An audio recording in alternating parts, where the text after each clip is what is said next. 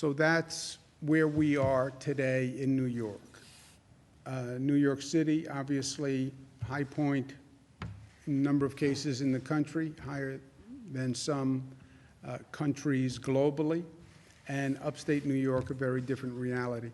Big question is reopening, especially for those places with less of an issue to begin with, or places that have reduced their problems. And I get a lot of local officials who are calling me. We want to talk about reopening, reopening, reopening. Know what you are doing before you do it. Those are words to live by. I don't know who said it, but it is a true axiom. So we want to unpause. May 15th is when the pause regulations expire statewide. I will extend them in many parts of the state, but in some parts of the state, some regions, you could make the case that we should unpause on May 15th. But you have to be smart about it. We all have to be smart about it. As we said, there is no light switch where you flick a switch and everybody goes back to doing what they're doing. We have to take these circumstances into consideration. We have to learn the lessons. We have to move forward, and we have to be smart, because if you are not smart, you will see that infection rate go right back to where it was. We'll be right back to where we were 58 days ago, and nobody wants to do that. So what I want to say to my regional colleagues is be smart.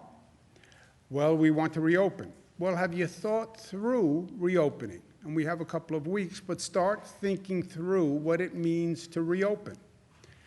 First question is, do we meet the CDC guidelines that say you reopen when you've seen a decline in numbers for 14 days? Second, we've talked about, on the reopening, bringing back construction and manufacturing as the first two industries. But how do you bring them back? And what precautions are going to be in place? What precautions do you want those businesses to institute when they start? And part of this is on business. You know your business. I don't know your business. I don't know how you do business. How do you incorporate into how you do your business and where you do your business the precautions that we want to take going forward? How do you do social distancing? How do you do monitoring? Are you going to take the temperature of people who walk in the door, et cetera? And that's for government, but it's also a question for government, for business. Healthcare capacity. You want to reopen a region. What is the healthcare capacity in that region? How many beds will you have available if that number goes up? How many ICU beds will you have available? And are you contemplating what's going to happen when the flu season kicks in September, where we could potentially now be dealing with COVID cases on top of flu cases? You have to test for both and possibly have hospital capacity for both. Do we have testing in place? And is testing ready to go? Because testing is one of the main monitors, right? Do we have a tracing system in place? We all talk about testing, tracing, isolating. That has to be in place. Test people, you then trace the contacts, you find the positive people, and you isolate them. But you need a tracing system. And this is something we've never done before, right? So that system has to be in place. When we isolate people, where do they go? Isolation, once you find the person who's positive, basically you can say to the person, look, you can go home, but then you run the risk of infecting those people in your house, or we could put you in an isolation facility. We have a hotel, et cetera, that we can put you in for 2 weeks. But you have to locate those facilities first. We have to coordinate as a region. There is no one county in a region, it's a region. And these are the Regional Economic Development Council regions that have worked together. But we have to coordinate that region. So everybody in that region has to have the same policy when it comes to schools, when it comes to transportation, when it comes to testing, when it comes to tracing. And that region's plan has to fit in to our overall multi-state plan. No attractive nuisances.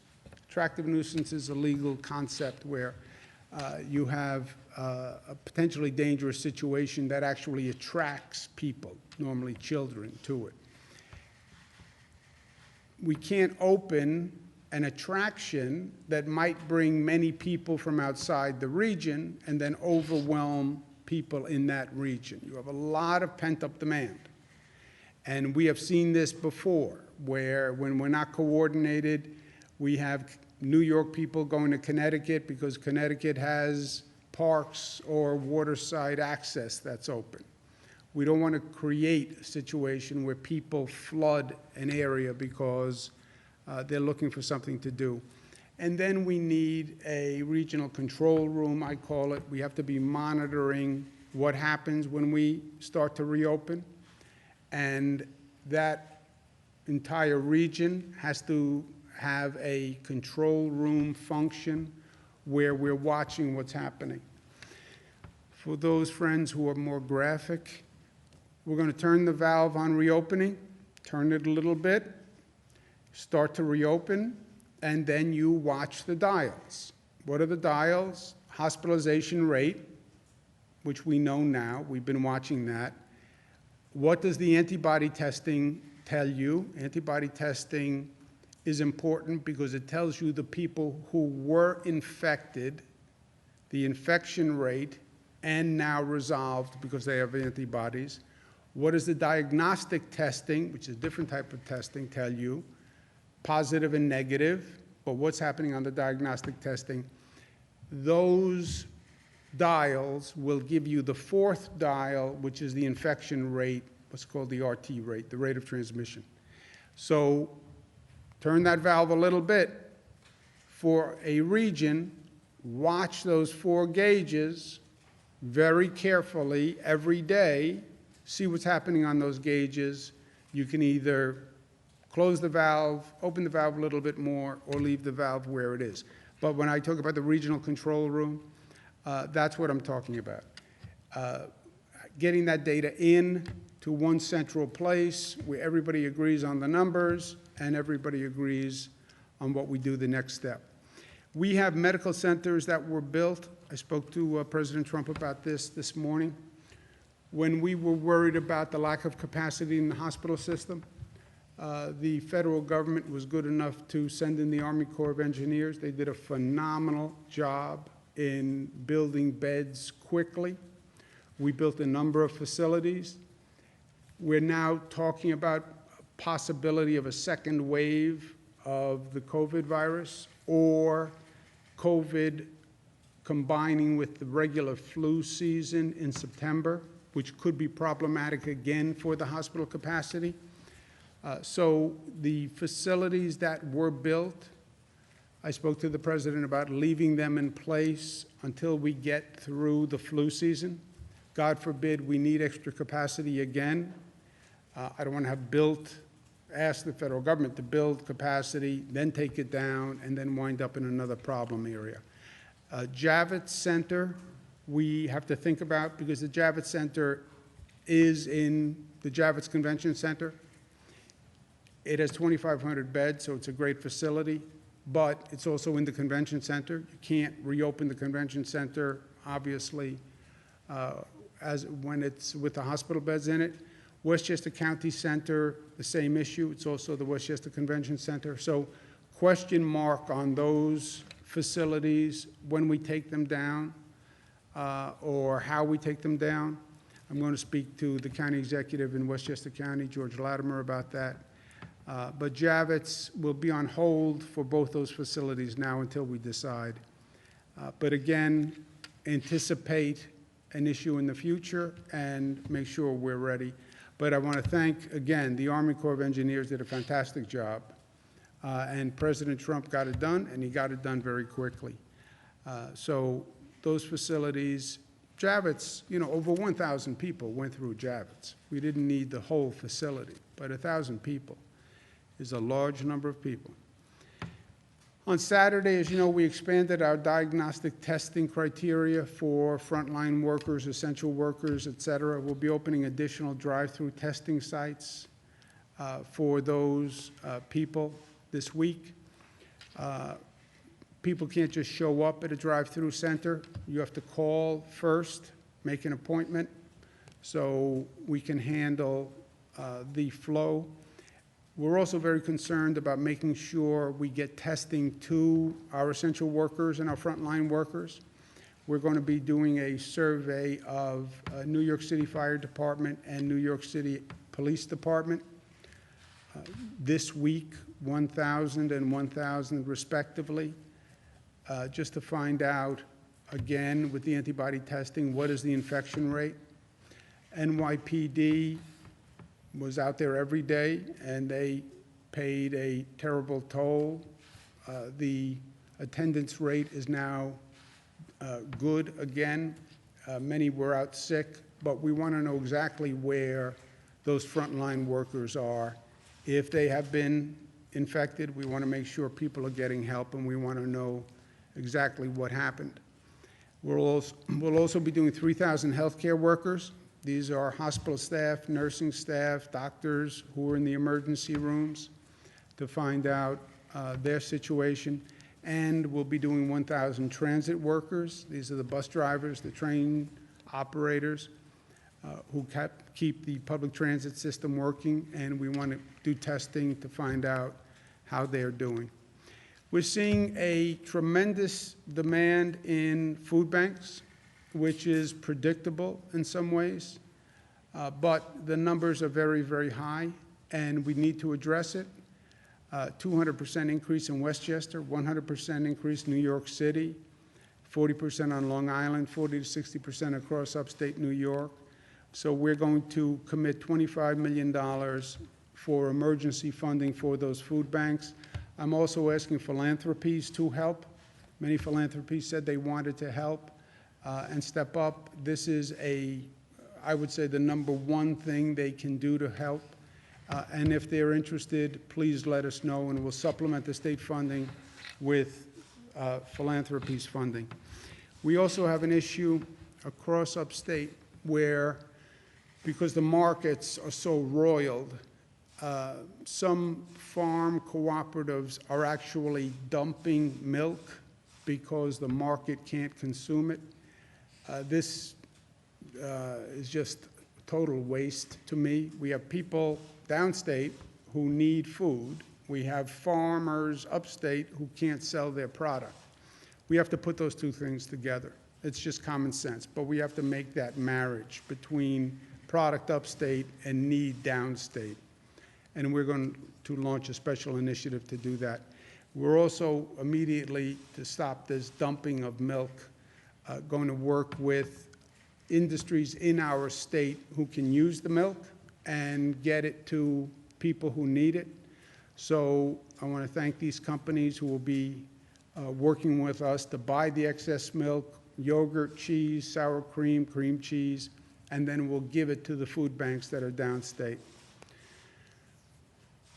When it comes to reopening, and I talked about what I'm going to speak with the regions about, but I don't want to just do reopening. We have to use this moment to reimagine and be smart and grow. This is one of those moments, if you look back in history, sometimes it takes a crisis to wake people up, and it takes a crisis to change the body politic to actually accept change, because change is hard to make. And if you look at the instances in the past where we've had significant problems, you'll see we were normally smart enough to learn and to grow from them. So reimagine New York means don't replace what was, build it back better. And we've done that in the past. Chicago fire, 1871, killed 300 people, but we learned stricter fire safety laws. San Francisco earthquake, 1906, the same thing. Was devastating, but that led to better construction and earthquake standards. Triangle Shirtwaist Factory fire here in New York, 1911, started a whole workers' rights movement and safety in the workplace. Mississippi flood, 1927, that's when the Flood Control Act started, and we woke up and started building levees and dams, et cetera. Great Depression, FDR pivoted from that crisis to an entire new economic structure. We went through 9/11, and we are better and safer as a society for it. Department of Homeland Security was formed on the federal side, which has been the single largest innovation in the federal government. Even Superstorm Sandy that we went through 2012, I was part of that. It was devastating, but New York is better for it. We have a power grid that's now better. We raised all our electric stations. We changed our infrastructure along the waterfront. We built houses back to different codes. So it's that process that we have to go through here. What did we learn? How do we change? How do we improve? We talked about teleeducation. Yeah, we went through it. We had to go through it, but it didn't go as well as it could have gone. We didn't have any notice, but let's learn the lessons. Let's do better. Telemedicine showed great potential. You don't have to go to the doctor's office. You can do a lot by telemedicine. How do we learn that? Public transportation, we're still learning. How do we clean and disinfect a public transportation system on a daily basis? I mean, just think about the scale of that undertaking. How do you do it? And we're still trying to figure it out. And then how do you have a better public health system? Because we were not ready for this. Our health system was not ready for any public health crisis that would demand more capacity or more coordination. So let's learn from that, and let's have a society that has more social equity. You look at the people who paid the highest price for this crisis. They were the people who were in the least good position to pay. The poorest among us always pay the highest price. Why is that? Why do the lower income communities see this disease in higher proportions? Why were the essential workers who had to show up disproportionately African American, Latino? So, is life going to be different? Yes, life is going to be different. But different in this case can mean better if we're smart about it. And when we're finished going through this, we should be tougher and smarter and more resilient and more unified and better than before.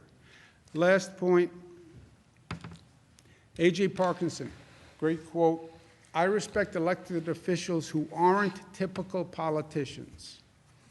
Elected official does not have to be a politician. Politician has bad connotations to politicians, the word politician. You can be an elected official who's not a typical politician, not a go-along, get-along kind of guy, you know, not a make-no-waves kind of guy. Kentucky Governor Andy Beshear stood up, said to his senior senator in the state, Mitch McConnell, that Mitch McConnell was wrong on saying he wouldn't provide funding to state and local governments, and wrong in saying states should go bankrupt. It is hard for a governor, especially Andy, who is a relatively new governor, to stand up to a senior official and speak truth to power. That is hard. Takes guts, takes courage. And you don't get that from a typical politician. So it warms my heart to see an elected official who is not a typical politician. Thank you, Governor. Questions, comments? Governor, are you confident that the President will use the Defense Production Act to make more chemical reagents and swabs? I don't know exactly what the President has said about using the Defense Production Act. I know he's used it in some situations. I don't know if he said that he'll use it for swabs or reagents. What do you make of the models that appear to have overestimated hospitalizations but appear to have sadly been more accurate when it comes to lives lost, particularly when it comes to New York? Look, we've said all along, every projection model showed many more people being infected. CDC model, Coronavirus White House Task Force model, Cornell-Weill model, Columbia model, McKinsey model, they all showed a higher projection rate. They were not wrong We changed reality. We changed reality. They said the curve was going to go like this. We changed reality. We shut down, we closed schools, we closed everything, and the reality was the number was much, much lower, which is a beautiful thing and a good thing, and a testament to the intelligence of the people of this state and this country. So, were they wrong? No, you changed reality. And the reality was much more beneficial, and hundreds of thousands of people who they projected would get infected if we did nothing, was basically their projection, weren't infected. I was talking specifically about the 16,000, there were estimates that that's how many lives New York would lose. That seems to have been accurate. I was just wondering what you think Yeah, of I have that. not studied those projections, so I just don't know. Governor, Mayor de Blasio today said that the city is going to be opening up about 40 miles of streets near parks as well. Just wondering what your reaction was to that idea. Yeah, I had said early on that, you have to be realistic about the situation of people. You have people in a very dense urban environment, and well, stay at home, but you can go out, go for a walk, get some air, et cetera. Go out for a walk in New York City, but social distance, this is almost an oxymoron, right? It's very hard to walk down a sidewalk in New York City and maintain social distancing. So I had said New York City should open streets, because remember, New York City, the traffic is way down, way, way, way down. I don't know the percentage, but it's like night and day. You look at pictures of New York City, you see 1 or 2 cars going. So open streets. I know and I spoke to the city council speaker about it and the mayor, and we did open streets, and there was a program that was operational. Apparently they have a disagreement about how it works. I said, figure it out. If they can't figure it out, I'll get involved. But you need to have streets that are open. You have less traffic. You need streets open so people can walk and socially distance. You can't do that on the sidewalk. And there has to be a way to close streets because you have no cars. If you have no cars, you don't need as many streets. There's a direct proportionality. Governor, you said you spoke to Donald Trump this morning, the president, correct? Yes, sir. About what time was that? Ballpark. Oh, I don't know. I don't know. I ask because at about an hour ago, he posited about poorly run states, in all cases Democrat-run and managed, looking for bailout help. Did you discuss, first of all, federal monies coming down to the state of New York? And second of all, how do you feel about him referring to that as a bailout? No, I didn't discuss that with the president. Look, first, I believe, and I said at the time, I was consistent, the last bill that they passed that only did small business help, and everybody supported small business help, should have included state and local. Now, when you say state and local, there's no personality to state and local. I get that. Don't say state and local. Say what the state and local governments fund: police, fire, teachers, hospital workers. Fund small business, but also fund police, fire, school teachers, and hospital workers.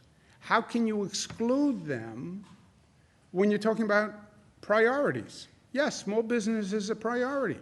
So are police, fire, school teachers, and hospital workers. I don't know why they passed the bill without including that at the time. And I said that. I said it to my congressional delegation. Everybody said, oh, don't worry, that'll be in the next bill. Yeah, but that was the third time they said that'll be in the next bill. And pardon me for being suspicious about Washington politicians, but don't worry. When I hear them say don't worry, I worry deep inside. So they passed the small business bill. As soon as they pass it, by the way, before they even pass it, they turn around and say, oh, and I don't want to do state and local. and forget the police, and forget the fire, and forget the school teachers, and forget the healthcare workers, which is a totally different tune than they said just 2 days before when they were actually trying to pass the bill. Because if they had said that before, they would have never passed the bill. So, we are where we are now. Bailout. This is not the time to be talking about dollars and cents among members of a community that are trying to be mutually supportive and help each other, because helping each other is the way we actually all advance, right? So this is not the time to be saying, well, you put in $1 more than I did, or I put in $5 more than you did, right?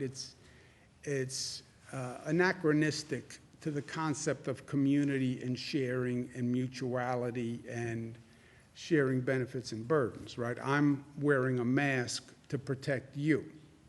You're wearing a mask to protect me. That kind of sharing and mutuality is repugnant to this bailout, you got this much, I got this much. But if you want to go to who's getting bailed out and who paid what, nobody would be bailing out New York State. New York State has been bailing them out every year for decades. If you want to do an analysis of who is a giver and who is a taker, we are the #1 giver. The #1 giver. Nobody puts more money into the pot than the state of New York. We're the #1 donor state. And if you want to look at who happen to be the donor states, who are the giver states, they are the same states that they're talking about now. Who were the taker states? Kentucky, southeast part of the country. And by the way, I understand we're one nation. You put into the pot what you need, I put in what I need, you take what you need, you take what you need. And that's the way it's always been. But if you actually want to call for an accounting, which I think is repugnant to this time, and I don't think it's constructive, and I don't think it's healthy, but if you want to call for an accounting, you're making a mistake, because you lose if we do an accounting. You lose.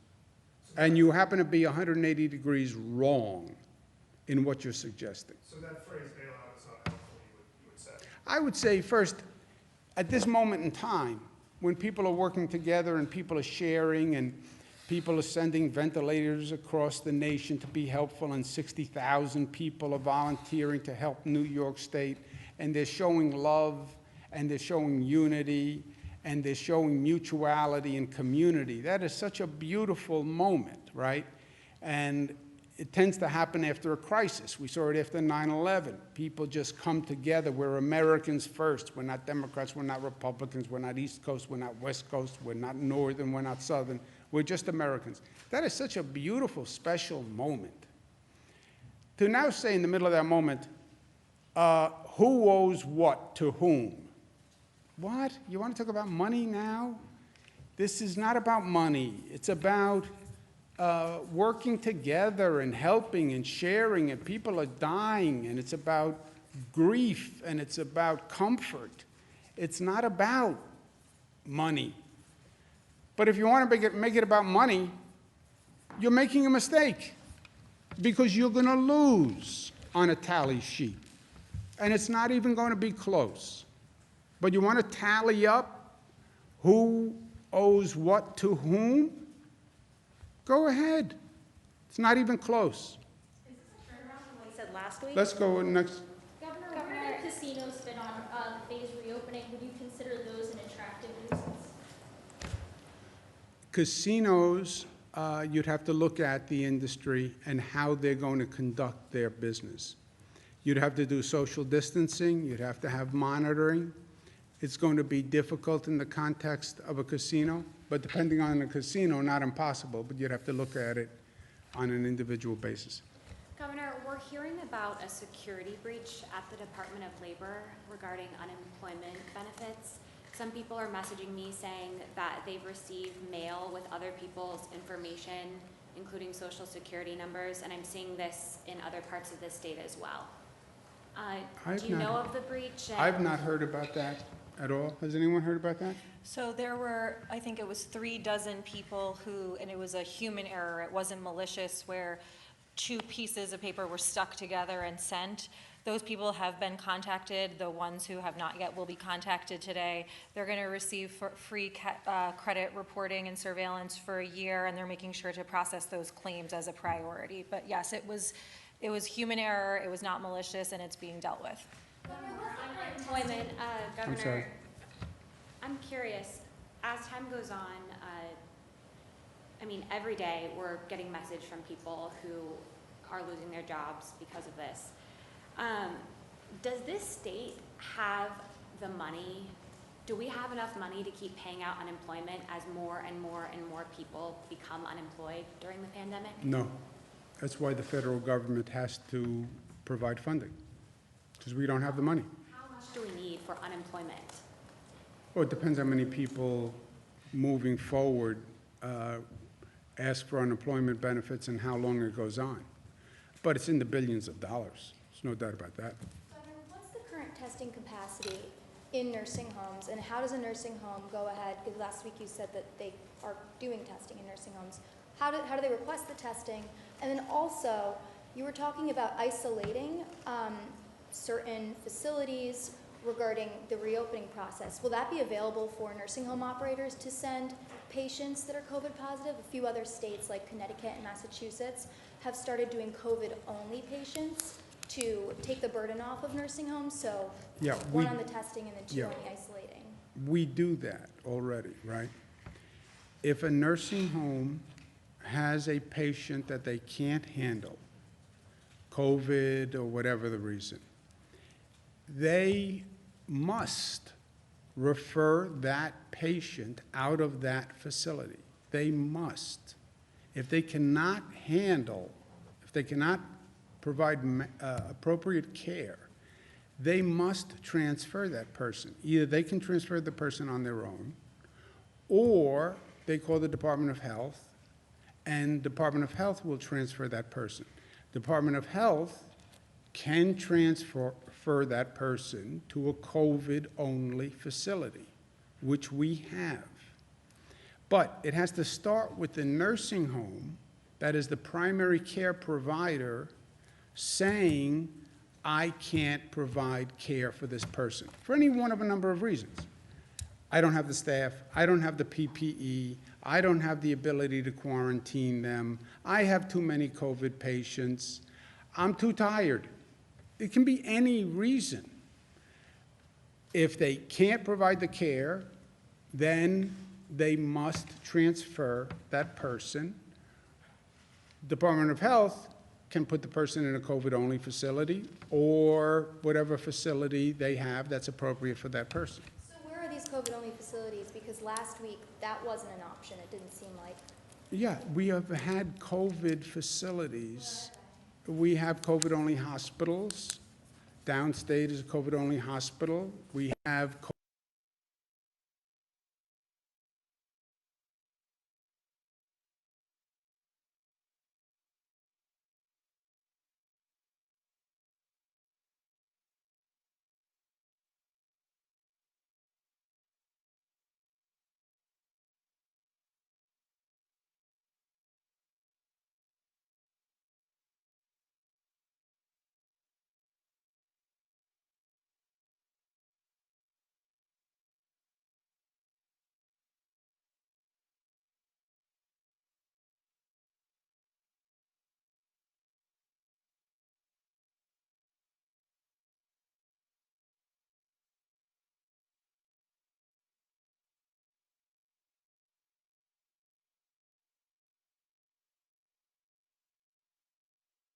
why the Comfort wouldn't take a transfer from a nursing home.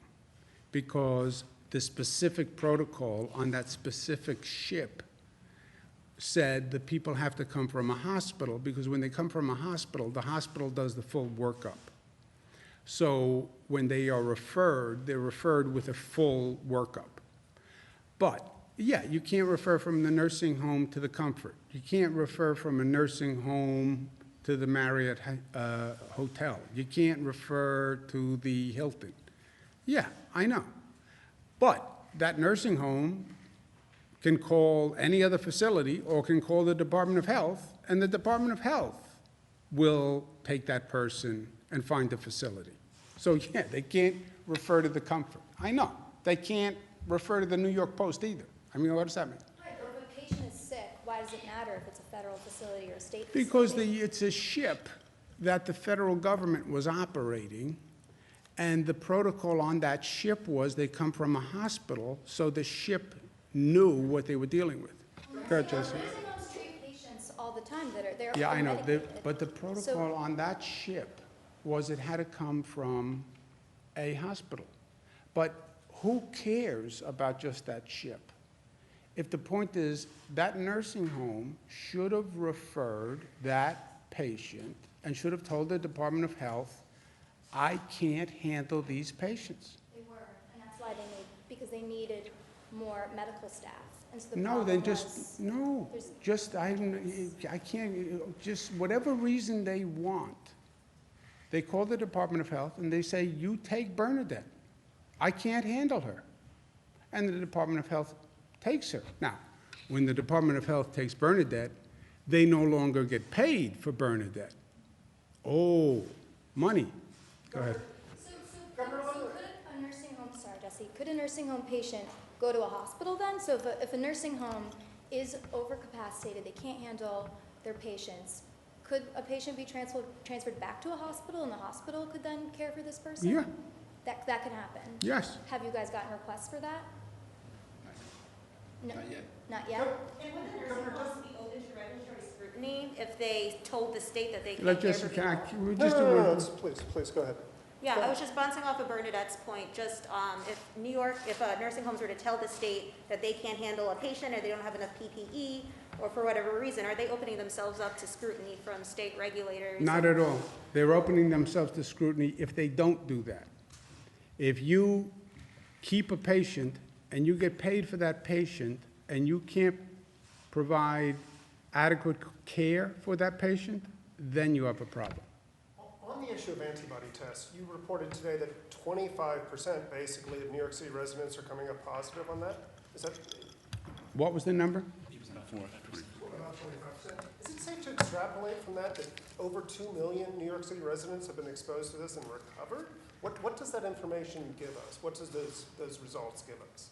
Yeah, saying 25%. By this survey, 25% of the New York City population had the virus and now has the antibodies. And what does that say about the death rate? What does that say about the severity of the crisis? Much, much lower. Well, the death rate is much, much lower because it changes the denominator, right? This is what we talked about last week.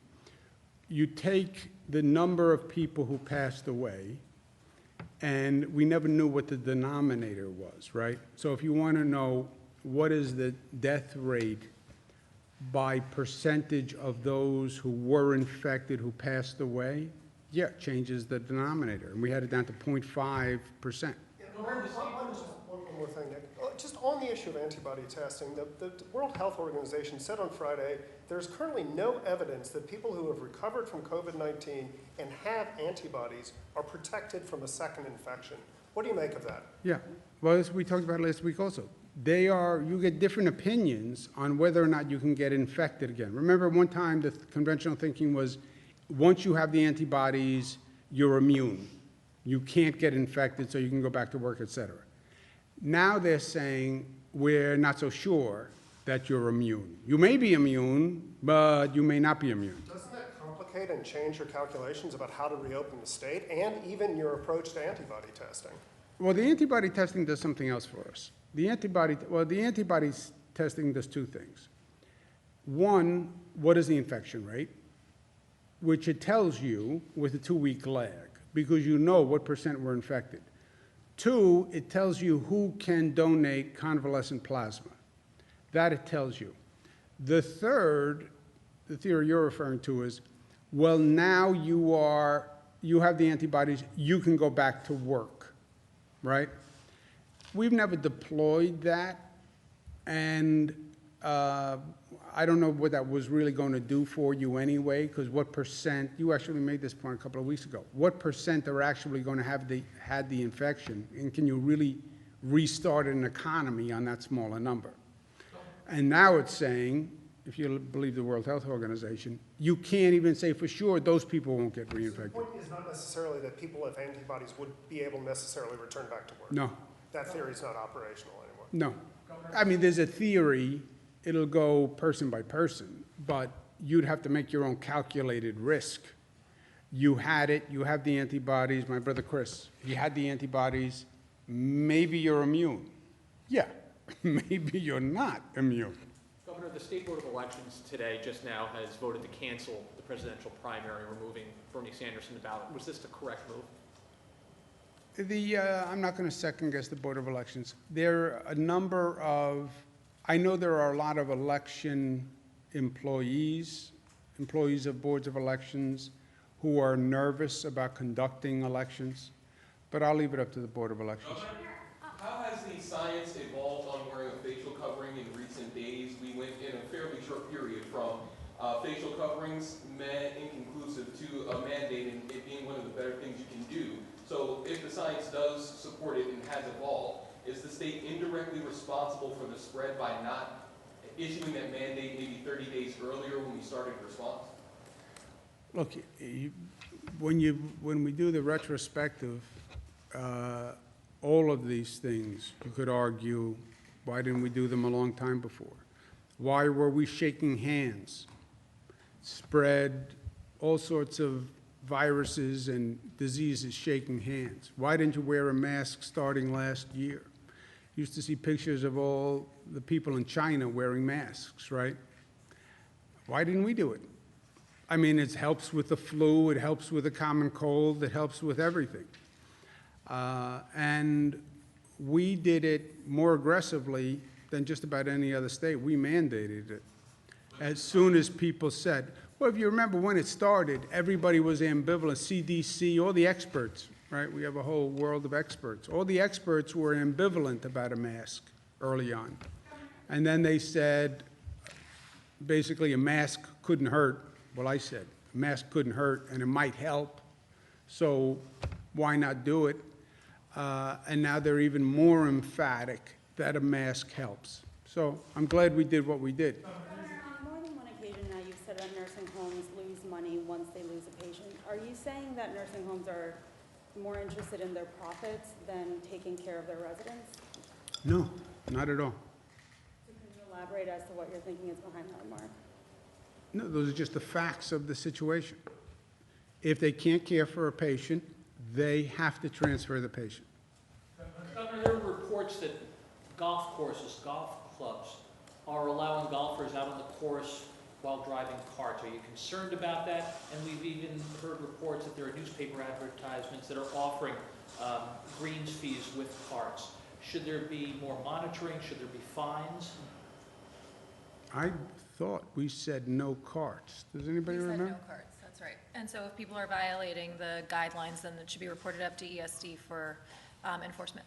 And if they're, We're recommending that somebody report that. They're not supposed to be using carts, and if they are doing it in violation of the directive, it should be reported, and there can be civil penalties. and if they're doing it in an advertisement, that is really not smart. Governor, Bill's training camp starts in July. Given the multi-phase plan that you have now, is holding an event like that in July in Western New York feasible? I'll tell you the end of June. Go ahead, let's take one more, go ahead. Is there a possibility that having those temporary hospitals at Stony Brook and Old Westbury will make students more reluctant to either attend or return to campus, knowing that maybe they'd be used at some point? No, I don't think so. Are there any? In terms of unemployment, do you know when we would be out of money? Do you know when we would need the federal help just for We unemployment? are out of money now. Are there? We are now running a $10 to $15 billion deficit. And just So we're for- out of money now. And for your context, we paid out as of Friday, $3.1 billion in unemployment already, as of this past Friday.